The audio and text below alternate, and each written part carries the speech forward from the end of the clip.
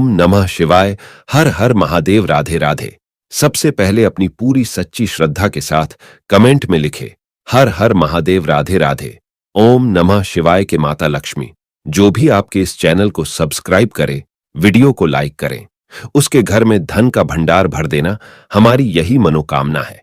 गाय माता ने स्त्रियों को दिया श्राप। दोस्तों, कौन सा श्राप गाय माता ने स्त्रियों को दिया था जो आज हर मनुष्य और स्त्रियों को गौ माता का श्राप भोगना पड़ेच रहा है।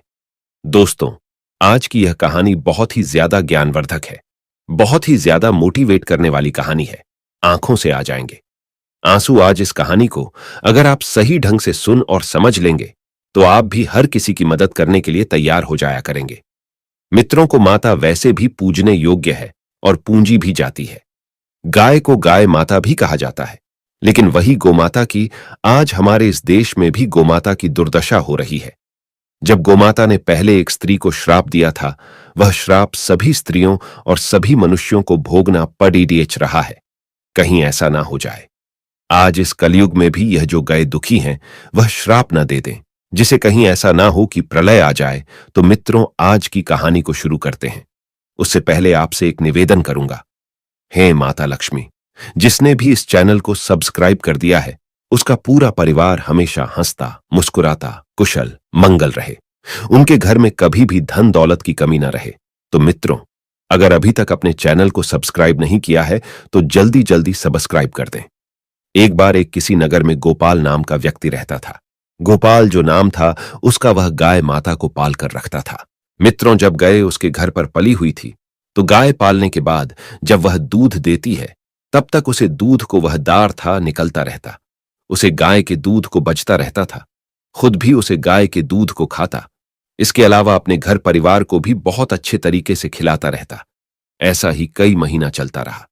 गोपाल और उसके घर परिवार वाले अच्छे से गौ माता का दूध कहते रहे। एक समय ऐसा होता है, गौ माता दूध देना बंद कर देती है। जब गौ माता दूध देना बंद कर देती है तो गोपाल उसे गाय को छोड़ डाश देता है, चारा डालना बंद कर देता है।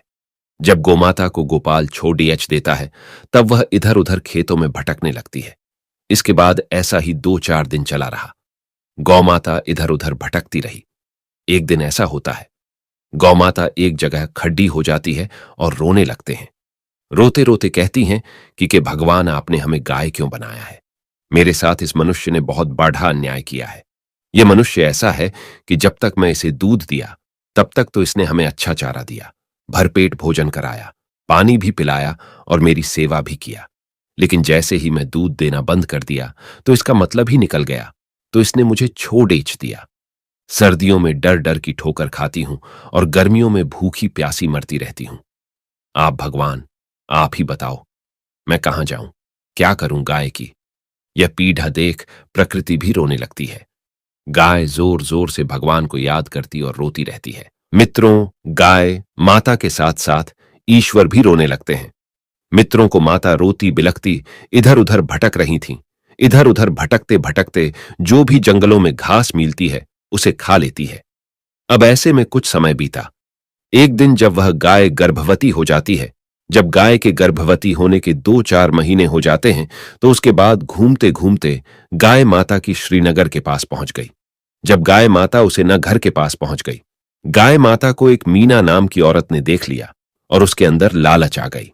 लालच यहां आई कि मैं इस गाय को पकड़ डाच लूं, क्योंकि यह गाय कुछ ही दिनों में बच्चा देने वाली है और बच्चा देने के बाद यह ढेर सारा दूध भी देगी और इसी दूध को बेचकर मैं धनवान बन जाऊंगी, ढेर सारा धन कमाऊंगी और इसी दूध से मैं अपने घर परिवार का पालन पोषण भी करूंगी। इस गौ माता से मुझे ढेर सारा धन मिलेगा। इतना सोचते सोचते वह वापस अपने घर को गई और अपने पति को बुलवाने के लिए चली गई। जब वह मीना नाम की औरत अपने पति को बुलाने गई और वहां से वापस आई तो उसने देखा कि गाय वहां से गायब हो गई थी। दोस्तों, जब गाय माता वहां से जंगल में पहुंच गई, जब उसका बच्चा देने का समय पूरा हुआ, तब गाय माता ने एक बच्चे का जन्म दिया। उसने उसे बच्चे का जन्म एक छोटे से वृक्ष के नीचे दिया। लेकिन जो मीना नाम की औरत थी वह वहीं इस वृक्ष के पास खेतों में घास काटने गई थी। लेकिन उसे वृक्ष के नीचे गए को देखकर वह उसके करीब आ गई। इस समय गाय माता मीना नाम की औरत से गुजारिश करती है। गाय माता कहती हैं कि है स्त्री, आप मेरी एक सहायता कर दो। ये जो मेरा बच्चा है, मैं इसे अपने हाथ से सिर उठा नहीं सकती, लेकिन हे स्त्री, आप मेरे ऊपर एक एहसान कर दो, मेरी मदद कर दो। किसी तरह से इस बच्चे को उठाकर मेरी गर्दन पर रख दो, जिससे कि मैं इसे किसी सुरक्षित स्थान पर लेकर जा सकूं। गाय की ऐसी बात सुनकर मीना उसका मजाक उड़ाने लगी, उसे पर हंसने लगी। हंसने के बाद ये कहा, देखो, मैं तुम्हारी मदद भला क्यों करूं? ये तुम्हारा बच्चा कितना गंदा है जो तुमने अभी इस बच्चे को जन्म दिया है। इस बच्चे के ऊपर बहुत सारी गंदगी है। मैं तुम्हारे इस बच्चे को उठाकर सर पर तो नहीं रख सकती या गर्दन पर तो नहीं रख सकती। गाय माता ने बार बार निवेदन किया, लेकिन वह मीना नाम की स्त्री रखने को तैयार नहीं हुई। इस समय गाय माता ने जवाब दिया, मीना, अभी सोच और समझ लो, क्योंकि यह बच्चा यदि मैं सुरक्षित जगह नहीं लेकर गई तो इस बच्चे को कोई जंगली जानवर मार देगा और इसे मारकर खा भी सकता है, जिससे होगा यह कि इसका जीवन समाप्त हो जाएगा। इसीलिए मेरी मदद कर दो, क्योंकि यह बच्चा अभी चल नहीं पाएगा। नादान है, कोमल है, भोला भाला भी है। कम से कम 8-9 महीने के बाद यह चल पाएगा। मित्रों, उसे समय पशुओं के बच्चे 8-9 महीने के बाद ही चल पाए थे, जो कि आज जन्म लेने के तुरंत बाद चलने लग जाते हैं, जो कि ऐसा पहले नहीं था। मित्रों, इस समय गाय माता ने उसे मीना नाम की औरत को श्राप दे दिया, तुम हमारी मदद नहीं कर रही हो, एक इंसान होकर के, लेकिन जो मेरा तुम्हारे लिए श्राप है, जो तुम्हारे बच्चे जन्म लेने के तुरंत बाद चलने लगते हैं। मित्रों, पहले ऐसा होता था, स्त्रियों के बच्चे तुरंत से चलने लग जाते थे, लेकिन अब तुम्हारे बच्चे मतलब मनुष्यों के बच्चे जन्म लेने के 8-9 महीने के बाद ही चल पाएंगे। लेकिन जो पशुओं के बच्चे हैं, मतलब पक्षियों और गाय भैंस हिरण, इनके जो बच्चे होते हैं वह तुरंत से चलने लगेंगे। ऐसा कहते हुए उसे गाय माता ने श्राप दे दिया। मित्रों, उसे एक मीना की वजह से श्राप लग गया। वह श्राप आज हर एक पुरुष और स्त्रियों को भोगना पड़ रहा है। मित्रों, कई लोग गाय माता को मामूली समझते हैं, जबकि गाय माता के अंदर समस्त 33 कोटि देवी देवताओं का वास होता है। शास्त्रों की हर एक पुस्तक में गाय माता का बखान है, और जब यह 33 कोट देवता क्रोधित होते हैं तब पूरा ब्रह्मांड हिल जाता है, कहां पर जाता है और थरथराता है। दोस्तों, यही कारण है कि पहले मनुष्य ये के जो बच्चे होते थे वह तुरंत पैदा होने के बाद चलने लगते थे। अपने प्रमाण भी देखा होगा। सुखदेव ने जब जन्म लिया था तो वह घर से ही निकल गए थे। जंगल के लिए व्यासजी भी जन्म लेने के तुरंत बाद चलने लगे थे। एक नहीं, इसके हजारों प्रमाण है। लेकिन यह जब से गौ माता का श्राप लगा है, तब से जो पशुओं के बच्चे होते हैं वह जन्म लेने के तुरंत बाद चलने लगते हैं, लेकिन इंसान यानी कि मनुष्य के बच्चे, स्त्रियों के बच्चे गौ माता के श्राप के वजह से 9 महीने में ही चलने लायक हो पाते हैं, 8-9 महीने में चल पाते हैं। शास्त्रों के अनुसार यह माना जाता है कि जिस तरीका बच्चा 9 महीने या 8 महीने पहले से ही चलने लग जाता है, तो मान लीजिए उसके घर पर गाय माता का विशेष आशीर्वाद है, यानी कि वह लोग गाय माता को सच्चे हृदय से पूछते हैं और उनकी सेवा करते हैं, उन्हें खिलाते हैं। पूर्व जन्म में उन्होंने गाय माता की बहुत ज्यादा सेवा की होगी, तो दोस्तों यह श्राप उस स्त्री को दिया था।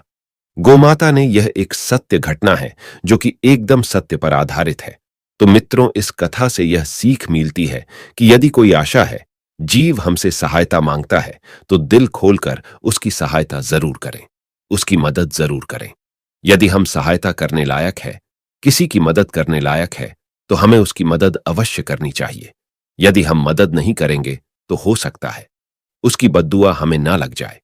पहले जो श्राप हुआ करता था वह इस कलयुग में बद्दुआ हो गया है। अगर किसी मनुष्य को बद्दुआ लग जाती है तो उसका एक एक टाइम धीरे धीरे खराब होने लगता है, घर में तंगी आने लगती है।